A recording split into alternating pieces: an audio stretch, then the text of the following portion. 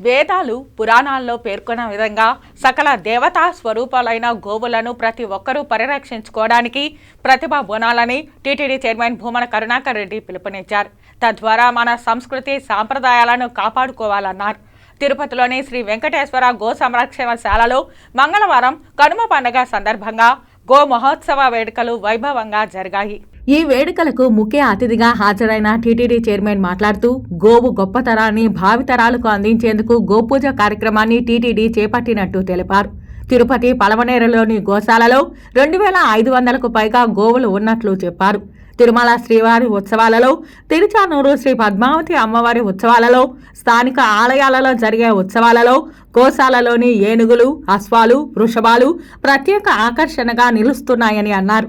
తిరుమల శ్రీవారికి దేశీయ గోజాతుల పాల నుండి తీసిన వెన్నను సమర్పిస్తున్నట్లు తెలియజేశారు. పూర్వకాలం నుండి కనుమ పండుగ రోజున గోపూజకు చాలా ప్రాధాన్యత ఉందన్నారు. గోవును పూజించడం వలన పాడి పంటలు పుష్కలంగా పండి లోకం సుభిక్షంగా ఉంటుందని తెలిపారు. ఇప్పటి వరకు దాతలు 250 కోట్లకు పైగా ఎస్వి గో సంరక్షణ ట్రస్టుకు విరాళాలు అందించినట్లు వివరించారు. అంతకుముందు చైర్మన్ గోశాలలోని శ్రీ వేణుగోపాల స్వామి ఆలయంలో పూజా కార్యక్రమాలు నిర్వహించారు. అనంతరం గౌరీ పూజ, తులసి పూజలో పాల్గొన్నారు.